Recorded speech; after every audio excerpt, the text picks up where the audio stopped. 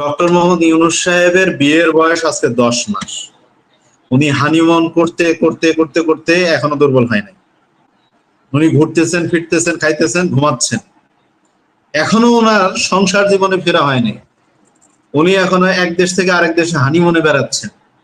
উনি বিয়ে করলেন 10 মাস, এখনো হানিমুন শেষ হলো না, কিন্তু হানিমুনের মধ্যেই বাচ্চা হয়ে গেল কয়েকটা। কথাগুলো শুনতে একটু খারাপ লাগতে পারে, এবার বলি।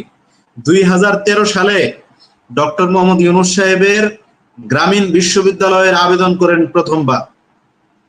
তারপর এটা আওয়ামী লীগ বাতিল করে। এরপর আইসা আবার এই আবেদন বাতিল হওয়ার পরে যখন 17 সালে আইসা আবার আবেদন করেন, সেটাও আওয়ামী লীগ বাতিল করে। শেষ পর্যন্ত আইসা এটা 24 সালের জুনে আবার আবেদন করেন। এইভাবে তিনবার আবেদন করেন, 2বার আওয়ামী লীগ বাতিল করেন। ইউনূস সাহেব বলছেন এমন একটা বিশ্ববিদ্যালয় করবেন, এমন একটা শিক্ষা ব্যবস্থা করবেন যে শিক্ষা ব্যবস্থা পুরো পৃথিবী থেকে ভালো হবে না। আহা, কি দুঃখের কথা। উনি ভুলে গেছেন বাংলাদেশে ঢাকা বিশ্ববিদ্যালয় নামে একটা শিক্ষা প্রতিষ্ঠান আছে। উনি ভুলে গেছেন আমাদের বিভাগীয় শহরগুলোতে বেশ কিছু বিশ্ববিদ্যালয় আছে। উনি সেই জন্য নিজের একটা প্রতিষ্ঠান করবেন যে গ্রামীণ বিশ্ববিদ্যালয়ের নামে। সেই বিশ্ববিদ্যালয়ে উনি দেখাই দিবেন ব্যবসা প্রতিষ্ঠান। আমি এবার বলতে চাই ডক্টর মোহাম্মদ ইউনূস সাহেবকে, আপনি কি ঢাকা বিশ্ববিদ্যালয়ের মতো ফি নিবেন নাকি নর্থ সাউথের মতো ফি নিবেন? আমি জিজ্ঞেস করতে চাই, আপনি কি নর্থ সাউথ বিশ্ববিদ্যালয়ের মতো নিবেন, ডেপুটিয়াল বিশ্ববিদ্যালয়ের মতো আপনি নিবেন, নাকি ঢাকা বিশ্ববিদ্যালয়ের মতো নিবেন? শিক্ষার মান উন্নয়ন করবেন, রক্ত চুষবেন, ব্যবসা করবেন। এছাড়াও উনি ওনার বেশ কিছু প্রতিষ্ঠানের লাইসেন্স অলরেডি উনি নিয়ে নিয়েছেন। শুধু তাই না, ওনার প্রতিষ্ঠানগুলোর 29 সাল পর্যন্ত করমুক্ত রেখেছেন। উনি সাকসেস, উনি একজন সফল ব্যক্তি। ওনার ব্যবসায়ী পলিসিতে উনি লস করেন নাই। লস করেছে দেশের মানুষ, যারা বিশ্বাস করছিল, যারা শয়তানকে বিশ্বাস করে 17 বছর ক্ষমতায় রাখছিল, যারা এখন ফেরেশতাকে বিশ্বাস করে ক্ষমতার চেয়ারে বসাইছে। এই লসের ভাগিদার হলো এই দেশের মানুষ। আজকে অনেক কষ্ট নিয়ে কথাগুলো বলতে হয়। আজকে জামাত বলতেছে স্থানীয় সরকার নির্বাচন আগে। আরে ভাই, ওনারা তো নির্বাচন স্থানীয় সরকার আগে চাইবেই, কারণ ওনাদের লাইসেন্স নাই। ওনারা অন্য দলের হয়ে নির্বাচন করবে না। এবার যদি প্রশ্ন করেন আপনার আমজনতার দলের আছে, আমার আমজনতার দলের লাইসেন্স নাই, কিন্তু লাইসেন্সের জন্য আবেদন যেটা করতে আমি উত্তর দিচ্ছি, আপনি যদি প্রশ্ন করবেন। আরিফ, জামাতকে লাইসেন্স দেওয়া হয়েছে, আজকে তাদের নিবন্ধন ফিরিয়ে দেওয়া হয়েছে। আজকে তো দেওয়া হয়েছে, তাদের মন্তব্যটা তো আগে। আমি সেই মন্তব্যটা গতকালকে নিবন্ধনটা আজকে দেওয়া হয়েছে। জি, এখন যদি বলেন যে আমজনতার দলের লাইসেন্স আছে, আমরা আবেদন করছি সরকারের যতগুলো চাহিদা আছে সব প্রত্যেকটা কমিশনের প্রত্যেকটা চাহিদা পূরণ করছি। যদি লাইসেন্স দিতে বিলম্ব করে, যদি লাইসেন্স নিয়ে তালবাহানা করে, আমরাও প্রস্তুত আছি। তালবাহানা আর শুনবো না। আওয়ামী লীগের সময় তালবাহানা মেনে নিছি বিদায়, আর তালবাহানা মেনে নিব না। অনেক সহ্য করেছি, কারো তালবাহানা মেনে নিব না। লাইসেন্স আমাদের দিতে হবে, নিবন্ধন আমাদেরকে দিতে হবে, কথা পরিষ্কার। এখন স্থানীয় সরকার নির্বাচনের নাম করে আপনি সময় ব্যয় করবেন। একবার দেখেছি আমরা প্রেস ক্লাবের মধ্যে সংবাদ সম্মেলন করে হাসনাত আব্দুল্লাহ, সার্জিস আলম, নাসির উদ্দিন পাটোয়ারিরা সহ এবং ব্যারিস্টার ফুয়াদরা সহ একসাথে বৈশা বলছে যে আওয়ামী লীগের সময় নির্বাচনে যারা এই ছিল, স্বতন্ত্র প্রার্থী ছিল, তাদেরকে পুনর্প্রতিষ্ঠিত করতে হবে। এই যে কথাগুলো বলছে, আবার সেই আওয়ামী লীগের নেতারাই এখন ঘোষণা দিচ্ছে। আমি একটা ভিডিও দেখালাম, ফুটেজ আমার কাছে এসেছে, যে এই যে দেখেন আওয়ামী লীগের নেতারা এখন বিএনপির ওখানেও যায়, আওয়ামী লীগের ওখানেও যায়, এনসিপি তেও যায়, অন্যান্য রাজনৈতিক দলেও যায়। বরং সে এখনো আওয়ামী লীগের পোস্টেড নেতা, সে চেয়ারম্যান ইলেকশন করবে। কথাগুলো শুনলে মাঝে মধ্যে মনে হয় কেন বন্দুকের সামনে দাঁড়িয়েছে। আর আজকে দুর্ভাগ্যের কথা বলতে হচ্ছে, আজকে নির্বাচনের কথা বলে উনি সময় ক্ষেপণ করবেন। একটা ভাই বলেছেন যে ডক্টর মোহাম্মদ ইউনূস সাহেব খুব চালাক মানুষ, আসলে উনি খুব চালাক প্রকৃতির মানুষ। যারা এনজিওর মালিক আর এনজিওর কর্মকর্তা তারা যদি চালাক না হয় তাহলে কিস্তি তুলতে পারে না। কিস্তি তোলা লোকগুলা খুব ডেঞ্জারাস চালাক হয়। সেই জন্যই ওনার ব্যবসায় কোনো লস হবে না, উনি ওনার বিজনেস পারপাসে সব সাকসেস। আজকে বাংলাদেশের সংস্কার হওয়ার কথা ছিল কি? পুলিশ প্রশাসন সংস্কার হওয়ার কথা ছিল, আমাদের র্যাব সংস্কার হওয়ার কথা ছিল, আমাদের অন্যান্য বাহিনীগুলো, বর্ডার গার্ড বাহিনীগুলো সংস্কার হওয়ার কথা ছিল, শিক্ষা প্রতিষ্ঠান সংস্কার হওয়ার কথা ছিল, নির্বাচন কমিশন সংস্কার হওয়ার কথা ছিল। এখন কোন ধরনের কোন সংস্কারের বালাই নেই। সংস্কার হয়েছে কি?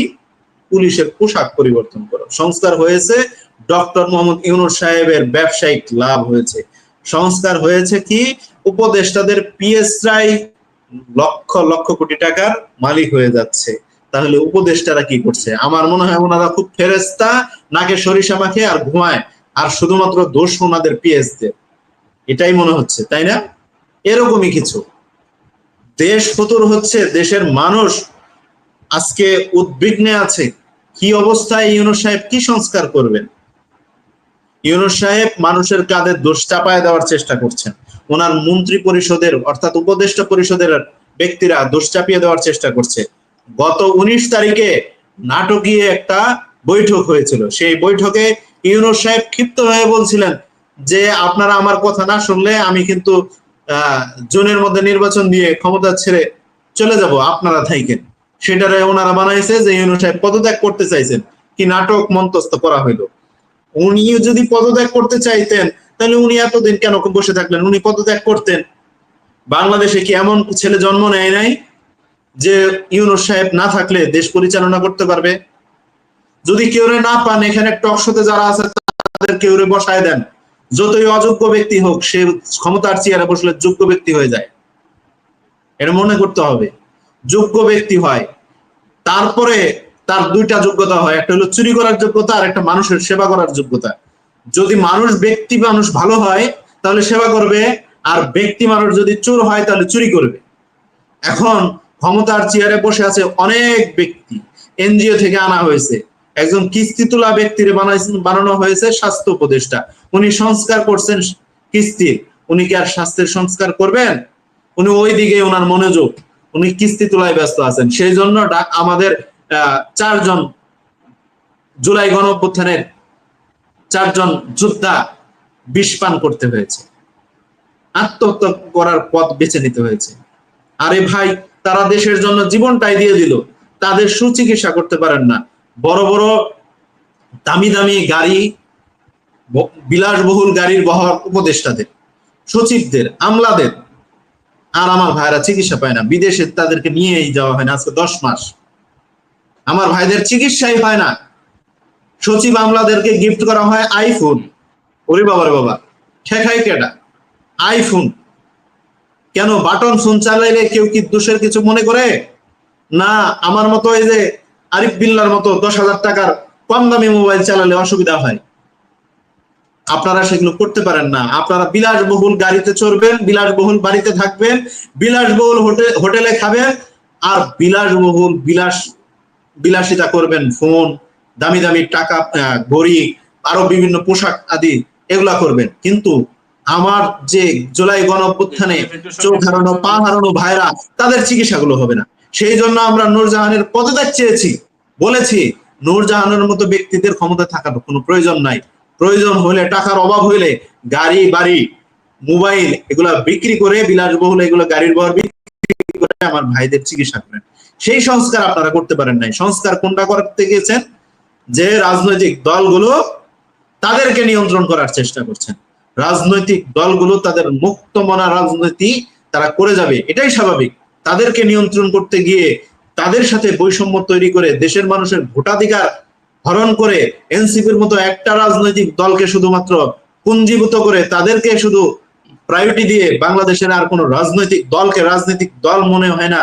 শুধু বিএনপি ভোট চায় আর কোনো রাজনৈতিক দল ভোট চায় না, এই ধরনের মন্তব্য এদেশের মানুষ মানতে চায় না। যেখানে 51টা রাজনৈতিক দল ডিসেম্বরের মধ্যে, জি আমি শেষ করছি, ডিসেম্বরের মধ্যেই নির্বাচন চাই, সেই নির্বাচন আপনার কাছে নির্বাচন মনে হয় না, চাওয়া মনে হয় না। বারংবার আমরা আপনার সাথে সাক্ষাতে গিয়ে বলে আসতেছি যে ডিসেম্বরের মধ্যেই নির্বাচন দিতে হবে, আর আপনি বিদেশের মাটিতে গিয়ে ফরেন সাদা চামড়ার সাংবাদিকদের সামনে ইংলিশে ফটফট বলে আসলেন যে ডিসেম্বরের মধ্যে একটি দলের শুধু নির্বাচন চায়, আর তারা শুধু ক্ষমতা পিপাসু, ক্ষমতায় যাওয়ার জন্য তারা পাগল হয়ে গেছে। দেশের যে 12টা বেজে যাচ্ছে সেই দিকে আপনার মনোযোগ নাই। ধন্যবাদ।